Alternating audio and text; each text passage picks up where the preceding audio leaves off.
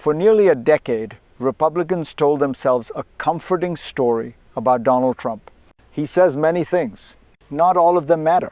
But here is the problem with that strategy. One day, the words stop being noise when the U.S. Secretary of Defense refuses again and again to rule out military plans against Greenland. This is no longer rhetoric. It is a signal, a deliberate one.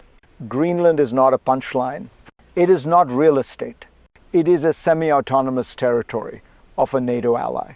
And threatening it openly, ambiguously, means flirting with the unthinkable. The United States turning its power inward on the alliance it created. I've watched American presidents test limits before. What's new here is not aggression. It's the silence around it, the hesitation, the hedging, the refusal to say never. If you want to understand how global orders unravel, they don't explode overnight. They erode slowly, quietly, in moments like this. Stay with me. Because before we talk about consequences, we need to understand why Republicans are running out of places to hide. For Republicans, this moment is not really about Greenland. It's about decision-making under ambiguity, and who is responsible when ambiguity turns into action. For years, the party benefited from Trump's unpredictability. If a statement caused backlash, it could be waved away. If it landed well, it could be embraced.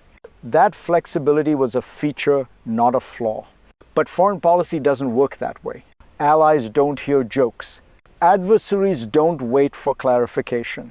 They hear signals and they plan accordingly. What makes this moment different is that the White House is no longer walking anything back. All options are on the table is not a slip. It is a position, and that leaves Republicans with a narrowing set of choices. Treat this as real and confront it, or pretend it's unreal and accept the consequences. This is where institutional responsibility collides with partisan instinct. And it's why silence itself has become a form of consent. Because the question is no longer what Trump might do, it's who will stop him if he does.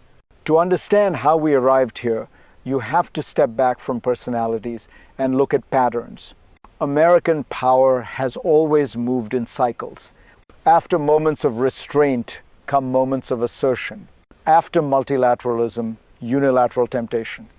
What's different in this era is how those impulses are framed.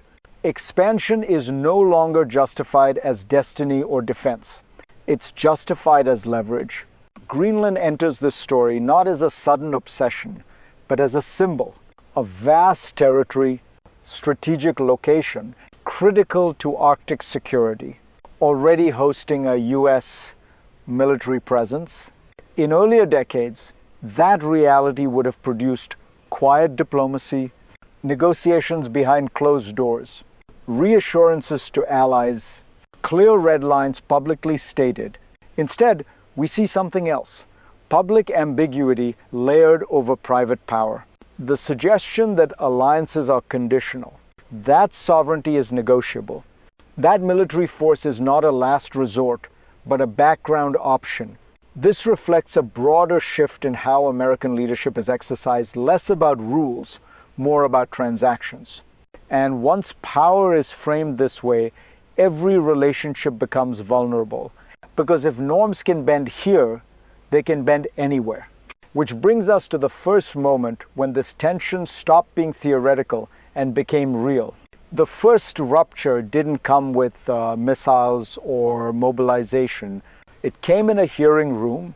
A simple question was asked, one designed to close a door. Was the Pentagon planning to take Greenland by force? In another era, the answer would have been immediate, clear, reassuring. Instead, the door stayed open. We have plans for any number of contingencies. That sentence landed like a warning flare. Because in Washington, contingency plans are not hypotheticals. They are rehearsals for possibility. Watch the reaction around that moment, and you can feel the shift. Lawmakers stiffened. Questions repeated. Clarifications demanded and denied. This wasn't policy announced. it was something more unsettling, policy implied. And once implied, it began to ripple outward, through NATO capitals, through foreign ministries, through a party that suddenly realized it might be forced to vote on something it never thought would reach the floor. If ambiguity was meant to preserve leverage, it did something else instead. It triggered fear of precedent, of escalation, of loss of control. If this matters to you, pause here, because moments like this rarely announce themselves as crises. They reveal themselves later, in hindsight. And this was the moment the system began to strain. Because now the question wasn't whether America could do this, but why no one was clearly saying it wouldn't. What lies beneath this moment is not impulse, but structure. The United States does not stumble into military options by accident. They are preserved, deliberately kept alive by doctrines that prize flexibility over clarity. At the Pentagon, ambiguity is often seen as strength. If adversaries don't know your limits, they hesitate. If allies don't know them either, they adapt. But here is the hidden mechanism. Ambiguity shifts responsibility. When no red line is drawn, no one is accountable for crossing it. Decisions slide upward to the presidency while resistance dissolves downward. This is how extraordinary power becomes normalized. Not through declarations, through defaults. Add to this Trump's governing style, transactional, personal, suspicious of constraint, and the system tilts further. Alliances become bargaining chips, institutions become optional, silence becomes strategy. Republicans understand this architecture. Many of them helped build it after 9/11. War powers expanded, Congress deferred, the executive filled the vacuum. Now that same machinery is humming again, but aimed somewhere new. And once a system is built for maximal force with minimal friction, the most dangerous question is no longer can it be used, but who will say no when it is. Because the answer to that question determines what happens next. The second escalation didn't come from Congress. It came from the White House. This time, there was no hedging, no careful phrasing, no diplomatic cushioning. All options are on the table. In Washington, those words are never casual. They are chosen, repeated, defended. When pressed, the administration didn't retreat. It doubled down. Military force was not ruled out, not privately, not publicly. And then came the most destabilizing signal of all: confidence. The assertion that no one would or could stop the United States if it acted. At that moment, this stopped being a theoretical debate about authority. It became a test of restraint, because power, once publicly asserted, demands response. Allies must react. Markets listen. Adversaries recalculate. Inside the Republican Party, the tension sharpened. Silence now looked less like patience and more like permission. Caution sounded like weakness. Opposition risked open fracture. This is the danger zone of any great power, when signaling strength begins to crowd out judgment. And history tells us something uncomfortable here. The most consequential decisions are often made not in moments of panic, but in moments of confidence, when leaders believe escalation carries no cost. That belief is rarely tested immediately, but when it is, the consequences arrive all at once. And next, we need to talk about who pays that price first, not in Washington, but much closer to home. If you're watching this from outside Washington, it might all feel distant, abstract, procedural. But this is where it becomes personal, because when governments flirt with force, the costs never stay at the top. They travel downward quietly at first into your life. You pay through instability, through markets that react before facts are clear, through alliances that stop feeling reliable, through a world that becomes less predictable and therefore more expensive, more anxious, more fragile. If the United States can threaten a peaceful ally without consequence, then rules are no longer rules. They are suggestions. And when rules dissolve, Ordinary people absorb the shock. You don't vote on contingency plans. You don't sit in classified briefings. But you live with the aftermath, higher risks, fewer certainties, a global system that feels just a little less safe than it did yesterday. This is why moments like this matter. Not because they're dramatic, but because they are quietly corrosive. If this feels unsettling, it should. Because democratic restraint is not self-sustaining. It depends on people noticing when lines begin to blur and refusing to look away. If you want to understand power, don't just watch what leaders say. Watch what everyone else allows them to leave unsaid.